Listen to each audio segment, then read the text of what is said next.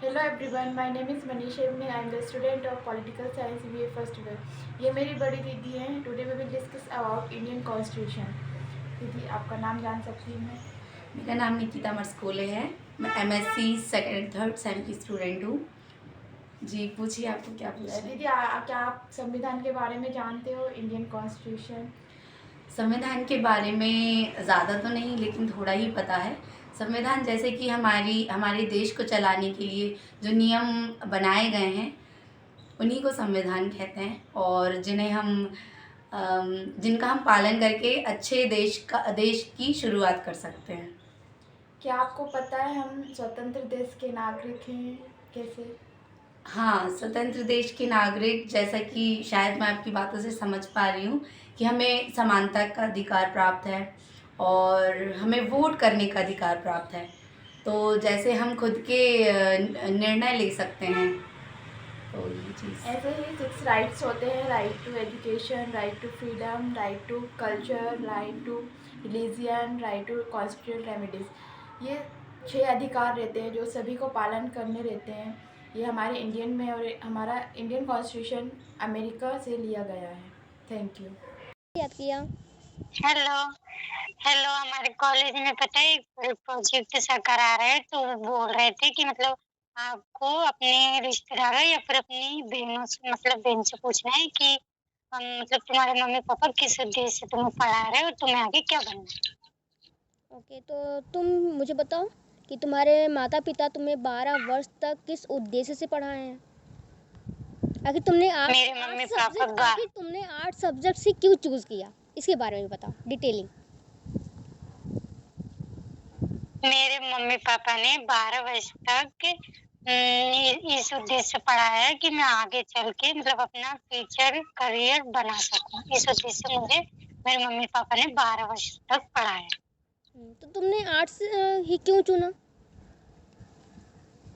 Arts subject इसलिए चुना क्योंकि मैं आर्ट सब्जेक्ट से ही कुछ बनना चाहती थी। मतलब मेरा सपना था कि मैं कुछ अच्छा बनूं, आर्ट सब्जेक्ट से कुछ मतलब कुछ अच्छा करियर बनाऊं। आई नो, बट कुछ फैमिलीज ऐसे होते हैं कि फोर्स करते हैं कि साइंस लेने के लिए, या फिर और भी मैथ्स के लिए तो ज़्यादा ही फोर्स करते हैं, बट आर्ट्स के लिए तो कुछ तो प्रॉब्लम हुए होंगे इस मामले में।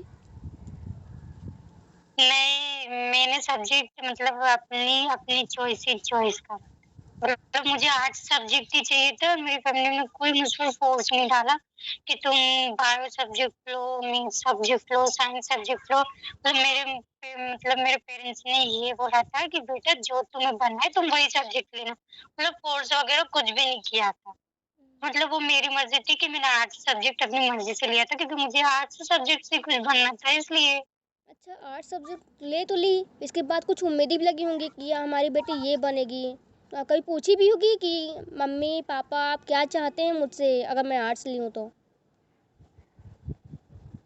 नहीं, मेरे मम्मी पापा ने ये बोला था कि मतलब तुम्हें तुम्हें जो सब्जेक्ट लगे, मतलब जो सब्जेक्ट तुम पढ़ सको वही सब्जेक्ट लेना, और जो मतलब जो सब्जेक्ट में तुम्हें अपना फ्यूचर लगे कि हाँ इस मतलब ये सब्जेक्ट से आगे मैं अपना फ्यूचर बना सकती हूँ, तो वही सब्जेक्ट लिया। मेरे मम्मी पापा ने कोई फोर्स वगैरह नहीं किया कि मतलब ये सब्जेक्ट लो तुम।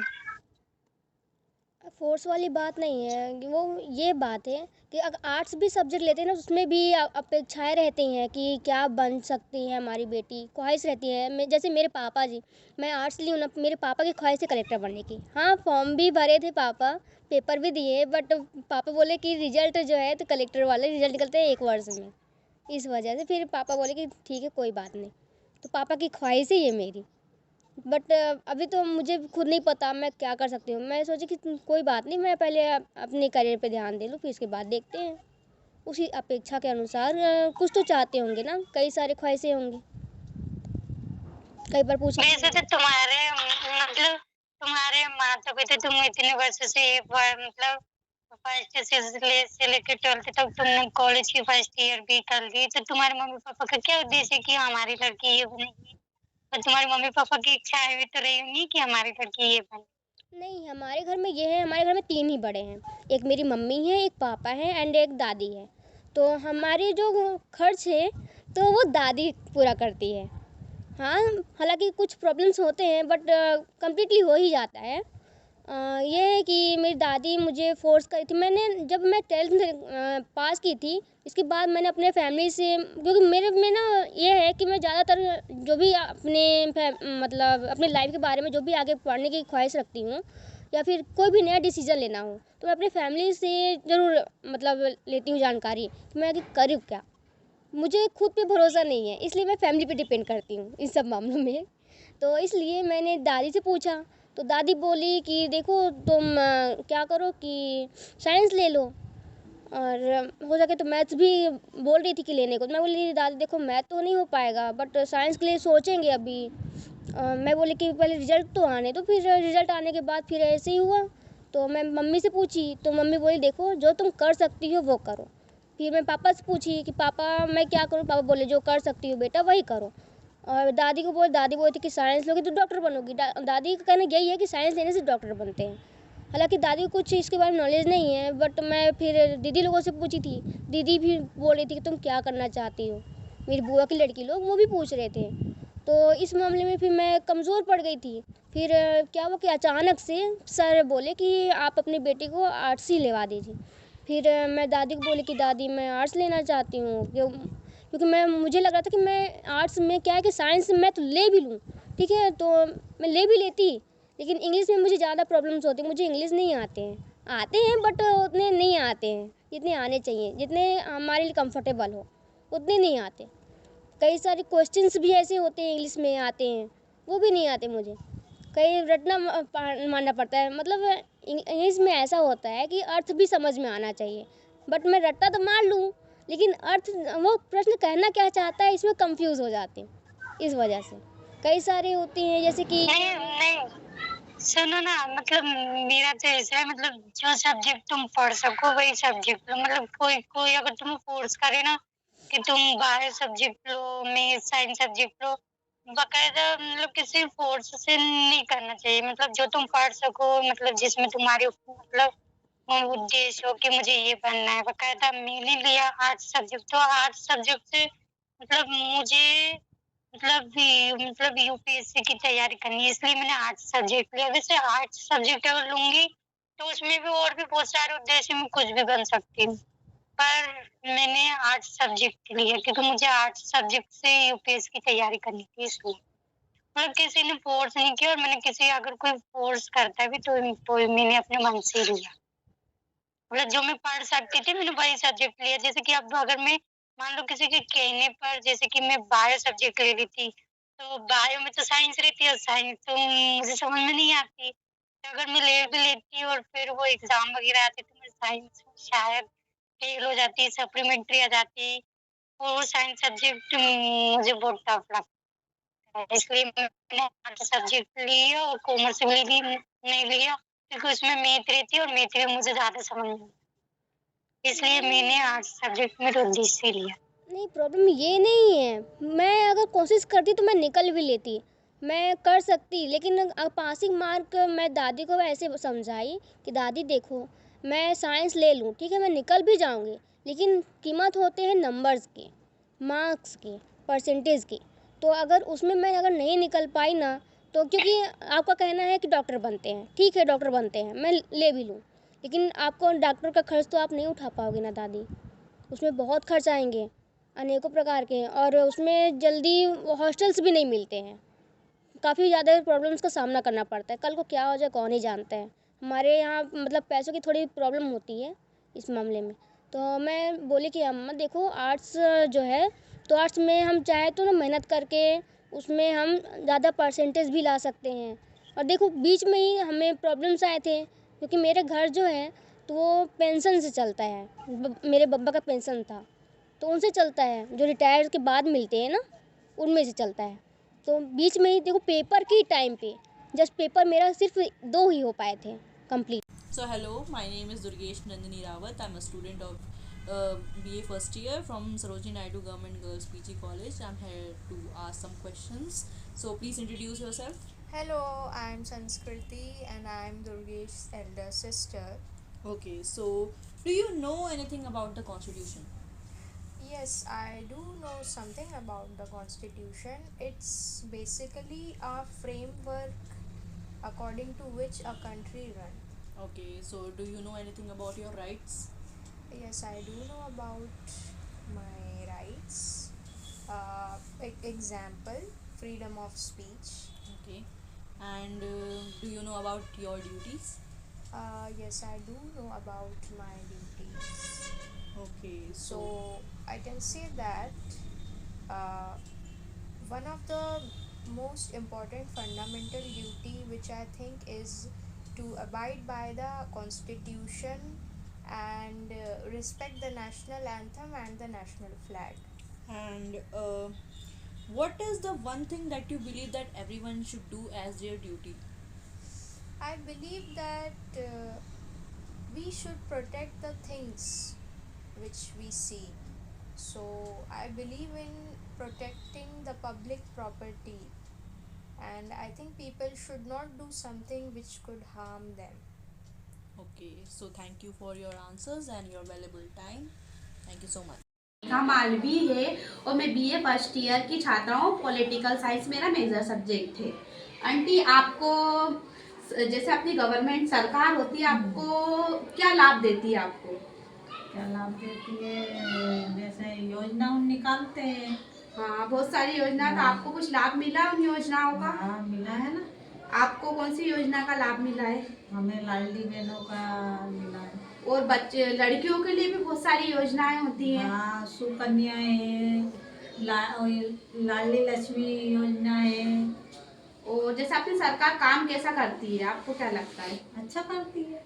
और जैसे आपको श्री मुख्यमंत्री मोहन यादव जी का काम ज़्यादा अच्छा लगता था कि श्री शिवराज सिंह चौहान जी का मुख्यमंत्री का कार्य ज़्यादा अच्छा लगता था आपको?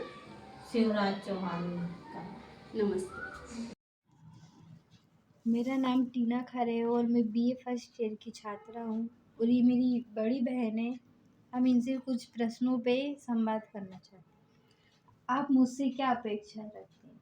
मेरा नाम नंदिनी खरे है और मैं आपसे ये अपेक्षा रखती हूँ कि आप अच्छे इंसान बने, पहले अच्छे नागरिक बने और अपनी पढ़ाई लिखाई पर ध्यान दें, अपनी एजुकेशन कंप्लीट करें और जिस उद्देश्य आप पढ़ रहे हैं, जो आपका लक्ष्य है उसको प्राप्त करें, उसमें सफलता मिले आपको।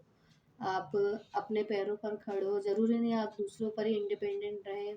आप खुद पर अच्छे से ध्यान दें, पढ़ाई करें और अपने पैरों पर खड़े हों, अपने कॉलेज का और अपना नाम रोशन करें और अच्छी एजुकेशन प्राप्त करो, अपने लक्ष्य को प्राप्त करें। आप पढ़ाई के अलावा मुझसे क्या अपेक्षा है?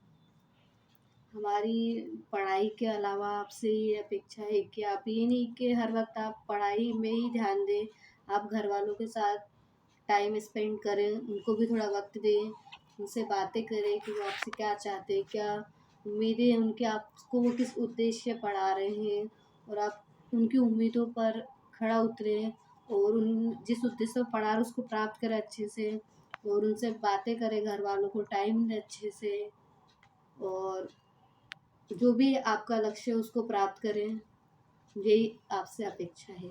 शांति कुशवाहा। हमें कॉलेज से एक प्रोजेक्ट दिया गया है। हाँ। उसके मुताबिक हमें अपने आसपास के लोगों को संविधान के बारे में, संविधान में कौन कौन से मौलिक अधिकार हैं उनके बारे में समझाना है और उस पर वीडियो बना के हमें कॉलेज में सेंड करना है। अच्छा। कम से कम ऐसे 10 लोगों को हमें समझाना है। हाँ। तो एक एक करके हम धीरे धीरे समझाएंगे। आज पहला दिन है। हाँ। तो संविधान में 6 मौलिक अधिकार दिए गए हैं। हाँ। पहला जो कि समानता का अधिकार, हर इंसान समान होना चाहिए, वो 14 से 18वें अनुच्छेद में दिया गया है।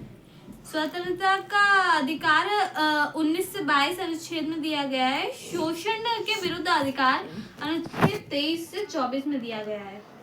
संस्कृति और शैक्षिक अधिकार अनुच्छेद 19 से 30 में दिया गया है। संवैधानिक उपचारों का अधिकार अनुच्छेद 23 में दिया गया है।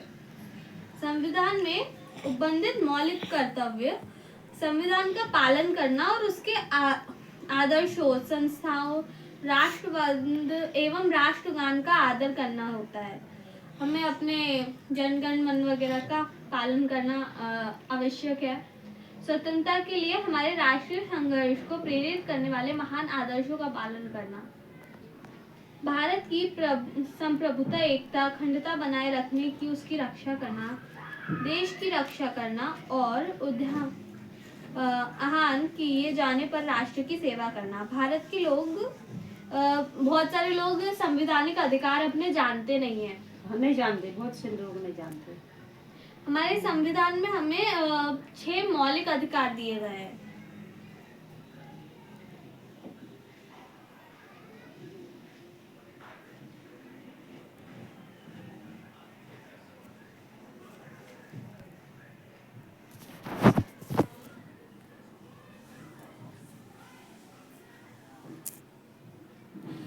जिसमें स्वतंत्रता भी हमारा अधिकार है, आज़ादी हमारा अधिकार है।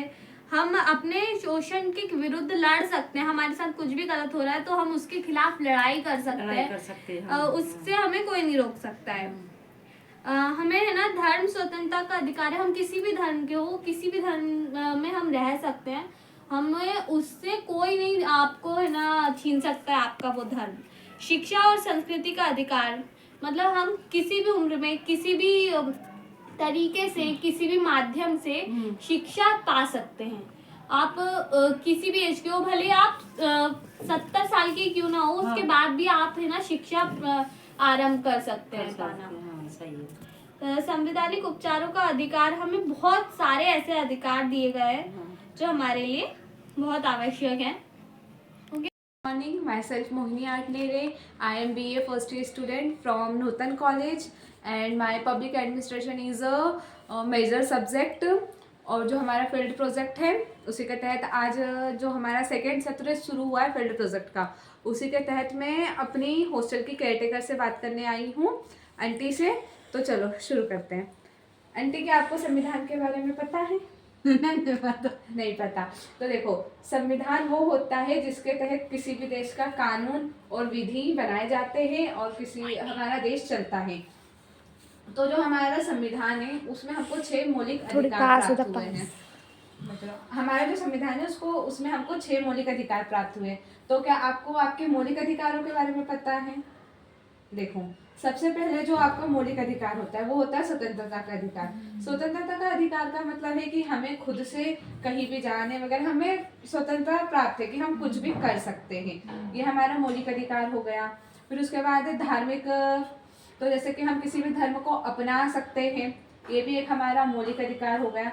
तो इसके तहत हमको ना जो संविधान है उसमें 6 मौलिक अधिकार दिए गए हैं और हम अपने मौलिक अधिकारों के तहत जा सकते हैं। अब ऐसा है कि हमारे मौलिक अधिकार का हनन हो रहा है, तो उसमें हम क्या करें? तो हमारे संविधान में ऐसा भी एक एक्ट दिया है जिसके तहत हमारे अगर कोई मौलिक अधिकारों का हनन हो रहा है, जैसे कि हमें स्वतंत्रता नहीं मिल रही है, हम कुछ करना चाह रहे हैं और हमारे पास अधिकार है कि स्वतंत्रता का अधिकार है हमारे पास, तो अगर इसका हनन होता है तो हम इसके ऊपर भी ऑब्जेक्शन उठा सकते हैं। आर्टिकल 21 के तहत हम जा सकते हैं सुप्रीम कोर्ट और हाई कोर्ट, जो कि हमारे जबलपुर में है, और वहाँ पर जाकर बोल सकते हैं कि हमारा इस अधिकार का हनन हुआ है और हमें इसे करना है। अब आपको क्या पता है, आप वोट देने जाते हो, तो आप वोट देने किस तहत जाते हो? मतलब आपको पता है कि वोट क्या होता है?